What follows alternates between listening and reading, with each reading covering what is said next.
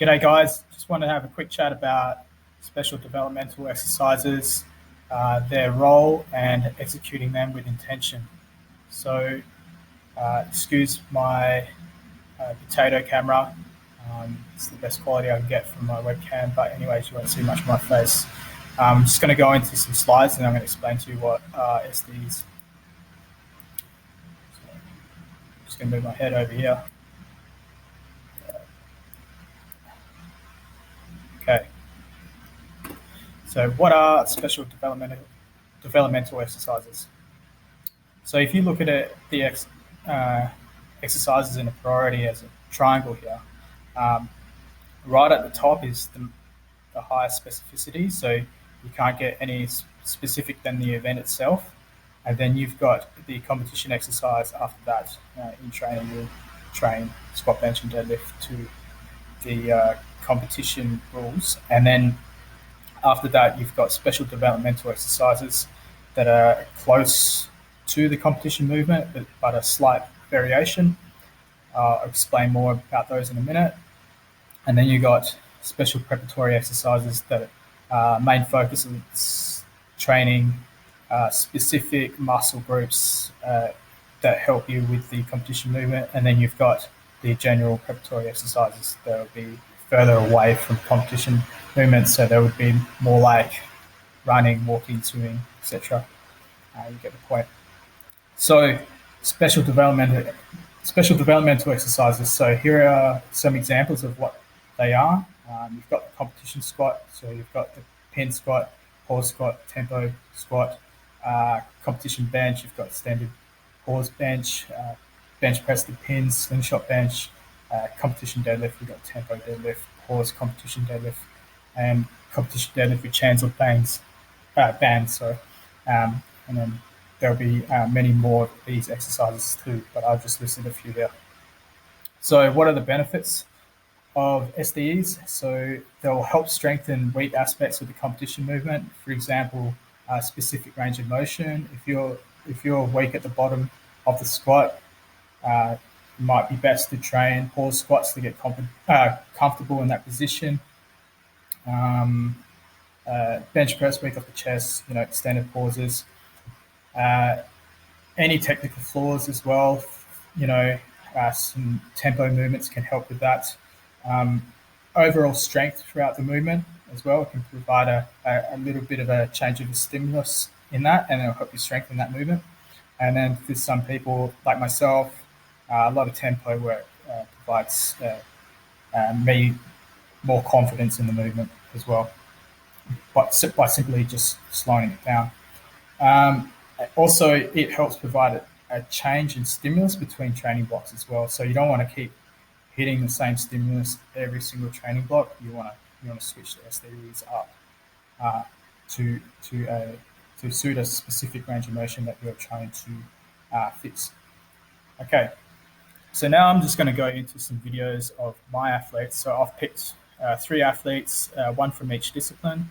I'm going to talk you through from where they were from the start, a SDE that I've used with them, and then we'll see what kind of progress they've made with that specific movement as well. So I'll just go into the folder now. So first athlete I'm going to go through is Shafiq. Shafiq's been working with me for just over 2 years now. We've been working really hard with all 3 of the lifts, but yeah, we'll go through his squat. So I'll go back from the start.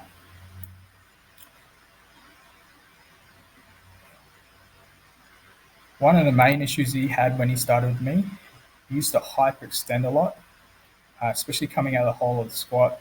He used to hyperextend quite a bit with the deadlift as well. So he's been working really hard with his bracing as well.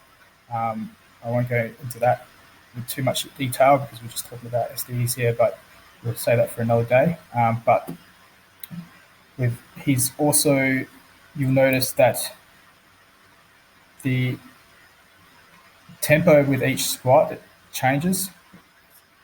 So he'll go a little bit faster, a little bit slower, and then he'll lose positioning coming out of the hole. So you'll see that that he'll have an early hip rise chest fall when he gets fatigued. See that bar dip forward.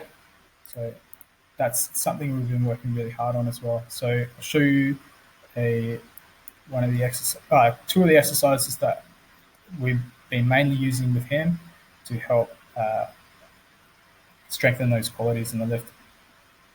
So the first one we'll go through is the tempo squat. So this is the 3-2-0 tempo squat. So it's a 3 seconds down, 2 seconds in the hole, and then coming back up out of the hole, trying to maintain positioning. So it's 3 seconds down, and then control out of the hole. You can see that his bracing is so much stronger now too. There's a lot more weight on the bar, a lot more control,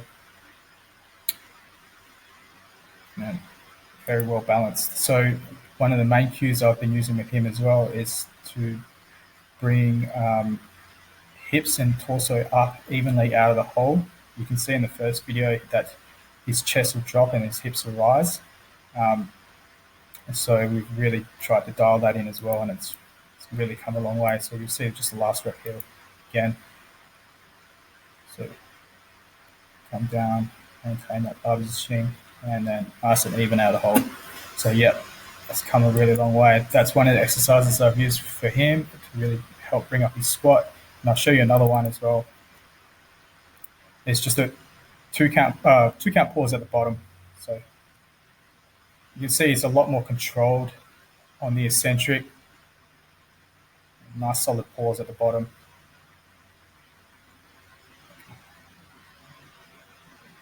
And I don't know if you noticed as well, when he, in the first video I showed, he tend to hyperextend his neck a lot coming out of the hole with squat. He used to do that with deadlifts as well, and he used to complain a lot with neck pain. So we've been working really hard to dial in that head positioning as well. So you see his head is nice and neutral coming out of the hole. Very good. And then that's it. So I'll just quickly go back to his early squat. You see his head here, hyperextend, and it gets worse when he gets fatigued. So next up, I'll go through another athlete, Victor. So Victor's been working with me for just over a year now. His bench has come a long way as well. We've really worked on a retraction aspect of the bench press, but we'll show you his first, one of his early bench press clips.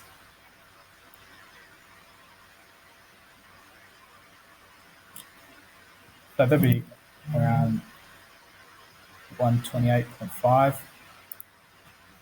So take note of that weight. And you can see it when it hits his chest. He's got a nice tight chest there, but it kind of unravels down here from his back position. So you see his back unravel and he loses retraction. So you see that coming out whole. You see his left elbow flares quite a bit, then his right elbow flares too. So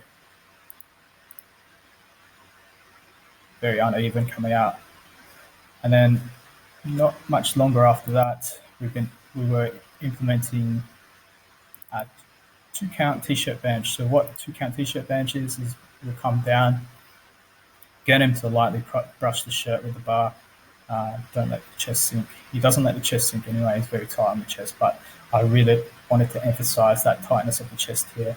It's not to just fix his tightness of the chest, because obviously that was still pretty good in the first video, but I really wanted to emphasize on staying tight all the way through the upper body, the upper back, the retraction, lats, shoulder depression, and try and maintain that off the chest. So this is him only a few kilos lighter compared to that first video, with extended pause and tight off the chest. That's a lot smoother than the first video. Got more control. Go through it again.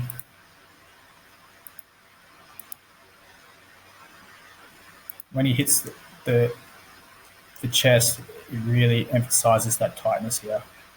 Simultaneously pull the sternum up to the bar and retract as hard as you can.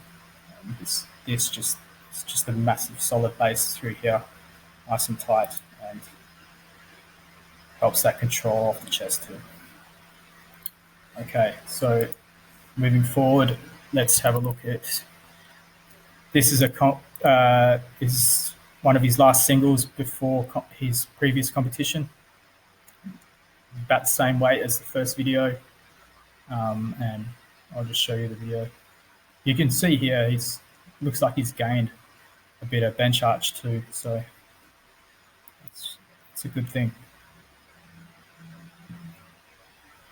And that moved a lot faster compared to the first video. Very good progress there. And this is his recent competition. The spotter kind of gets in the way, but you can see the left-hand side of the video. You'll be able to see his left arm and the speed of the bar.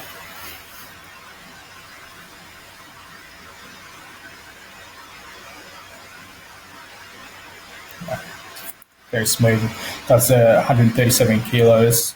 We would have had a few more kilos there for sure. So yeah, training's going very well for Victor as well. So very happy with his bench gains.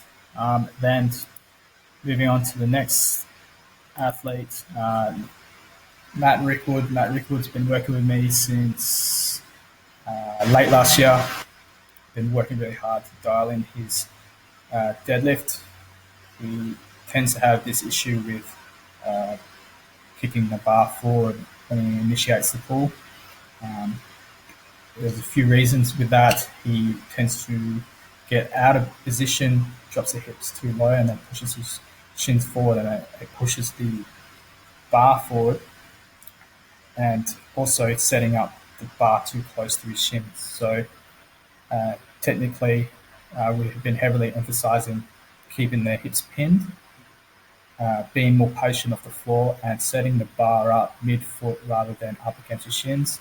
So what we'll do is when we set the bar up mid-foot, when he sets tension into the bar should lightly touch the socks and shins, and then come up from there. So one of the main cues is lightly brush the shins. So I'll show you a video. This is him just coming back from 4 weeks away from work. So his work has extended their swings up on the oil rigs because of COVID-19. So he's had a fair bit of technical decay. So after that time off, all these old habits just came back. So we've been working hard to get rid of those over the past few weeks and see his progress. So this is just the first session back, and take note of the bar roll. So that's very minor compared to when he gets more fatigued. See, every time he sets it rolls forward, and then towards the last rep, big bar roll. Yeah. Okay. So the reason why I trying to get him away from kicking the bar forward. So when the bar gets kicked forward, it gets further away from your center of mass. So the further away a weight is from your center of mass, the harder it is to lift. So if you can imagine holding a dumbbell up against you, that'll be easy. If you held it out, it'd be a lot harder, right? So closer to your center of mass, the easier it would be. If you're going to intentionally roll the bar, you probably want to intentionally roll it in towards you. But I try and teach my guys to minimally move the bar from the bottom position. So one of the main movements I've got him to do is the 3-count tempo to below knee. So we'll go through that now. So what this teaches him is to be more patient off the floor, be aware of what the bar is doing, be aware of feet placement, maintaining his hips to be pinned into position and maintain his shape, his technique throughout the bottom half of the lift. So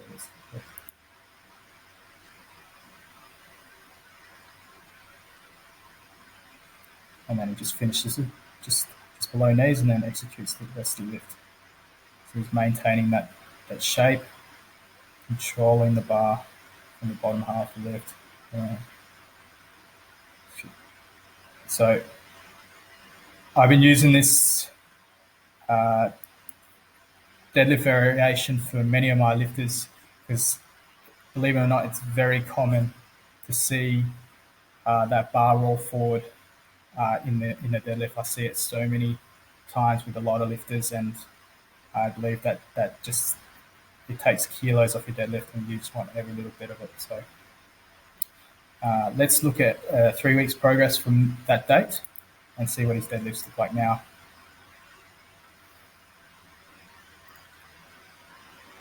It's a lot more controlled from the bottom half of the deadlift. Hips are pinned, more composed. He's in control.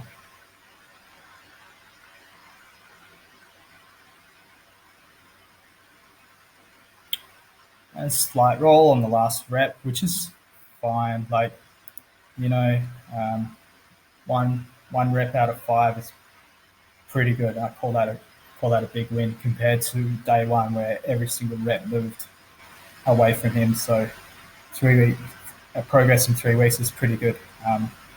So I'm pretty happy with that.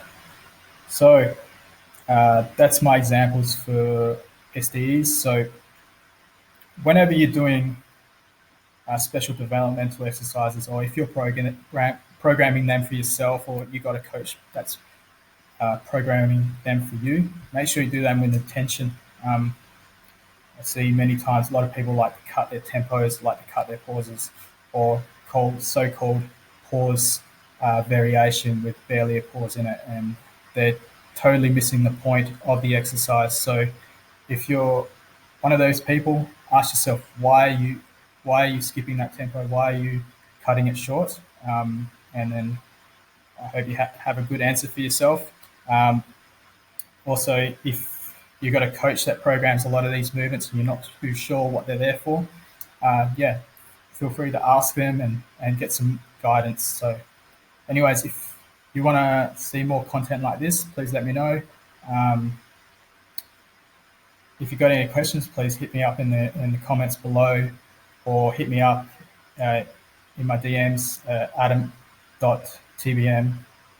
on Instagram, or my email, adam@thebarbellmovement.com. Or if you want to talk to any other boys, hit them up at Technique Matters, JJ and Clinton. So hope you enjoyed the video. Yeah.